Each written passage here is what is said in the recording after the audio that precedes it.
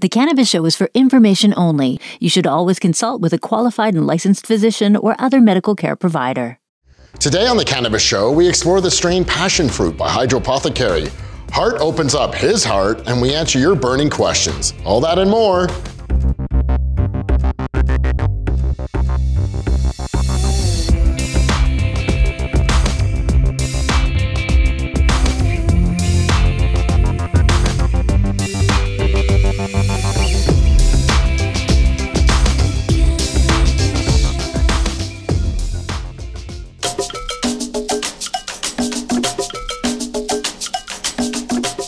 Passion Fruit by Hydropothecary is an interesting and enjoyable strain, but what effects will this indica hybrid have on you is anyone's guess. Personally, I found this strain great for daytime use as it relaxed me but not in a sleepy way. I felt alert with zero stress. However, this strain is used for insomnia by many patients.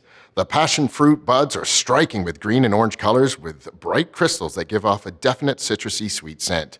People who are looking for relief from back pain and anxiety may want to consider this strain. As for sleep, well, give it a try. If it makes you tired, use it for just that. If it doesn't, perhaps give it a go before the transit commute home after a hard day's work. That's when I like to vape this strain personally. Passion Fruit by Hydropothecary. Basil, Kate, Hart, and myself, Chris, what do you guys think of that Passion Fruit? Nice daytime strain for me. A daytime. Really That's great daytime funny, strain. because it's more of a nighttime munchy thing for me. Yeah? You're just all I'm a over the little sleepy and a little hungry. That's like It's a an work XX time. thing. Yeah, I agree. X It's chromosome thing. Daytime daily driver. Yeah, like, it's totally. Just dialed in. Yeah, before I get on my That's so transit funny. commute home, like I really do. It's just, you know, just a little vape of that. And Not psychoactive. It's just it takes my anxiety Feels away from great. everybody else out there as well. And of course, you know, I mean, I love the Hydropothecary. Like I feel like Yeah. I'm doing something just really like upper class. Absolutely. But I don't have to pay for that, you know, upper class. Yeah, that packaging is really nice. you know, glass jars and the whole lot. Now speaking of packaging, you got something on that.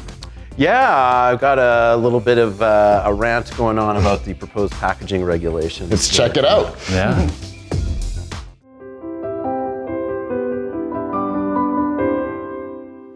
Picture this. It's October 2018, a Friday night. Two totally different scenarios. Scenario one, I'm new to cannabis, but now that it's legal, I want to experiment a little bit. I'm looking for something to take the edge off a really hard work week, and since I'm not a huge drinker, I'm gonna head down to my local cannabis store for a little enhancement to my weekend. But what do I want? What type of cannabis will work well for me? What type won't send me to the moon and just have me settle in on the couch nicely to enjoy a movie? I enter the cannabis store and it seems cold and gray. All of the color and happiness seem to have been zapped out of the place. I look around for some packaging that attracts me to want to know more about the cannabis for sale, but alas, all I see are white plain packages and the word cannabis on them. How can I know what to buy? Scenario two. I'm looking for something to take the edge off a really hard work week. Since I'm not a huge drinker, I'm gonna head down to my local liquor store for a little enhancement to my weekend. But what do I want? What type will work for me? What won't send me to the moon and have me just settle in nicely on the couch for a movie? I enter the liquor store and it seems like a wonderful place. Warm colors everywhere. A person greets me to try some of their special weekend wine. Everywhere I look, I'm enticed by promotions and promises. I look around for some packaging that attracts me to want to know more about the different products for sale. Truth is, I am overwhelmed. So many different scenarios for two adult use products. Look, I get that this may not be entirely accurate, but you get my point. While I understand the need for Health Canada to incorporate necessary standards into the new packaging rules, the restrictions on branding and logos make it seem like we're living in a world where everything is yellow and labeled in Helvetica black. Actually, that would be a step up from the proposed packaging regulations. According to the guidelines, each package has to have a red warning label that's reminiscent of a stop sign that contains the image of a cannabis leaf and the bold letters THC. Adding to that, a big yellow warning for children and pregnant women, and the fact that any brand logo has to be smaller than the THC warning sign. Oh, and did I mention the use of any kind of text enhancement is strictly prohibited, so no bolding or italicizing. How can consumers make informed choices, and how can companies differentiate themselves from other brands?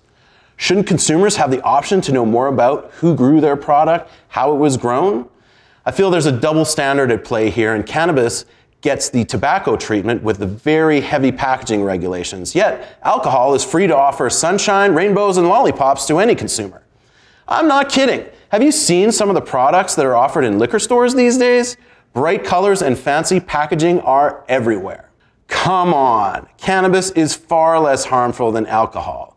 Let's take a look at how some of the states in the US are handling packaging. In places like Washington State, Colorado, and Oregon, brands are free to use packaging and branding to inform and entice consumers. And guess what? The sky hasn't fallen. I sincerely hope the government has a change of heart when it comes to packaging. We need things like logos, information, and education.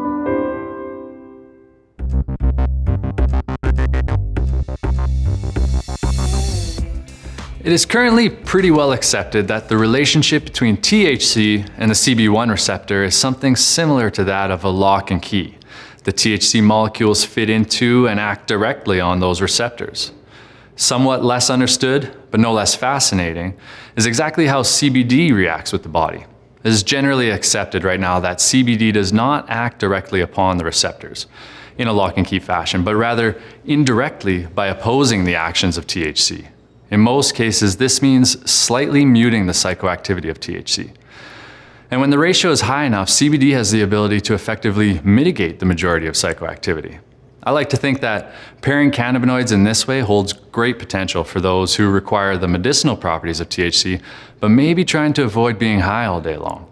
If you know THC is what you need, but you're concerned that your productivity has been decreasing, make sure you fortify your dose with a solid amount of CBD and see how that treats you.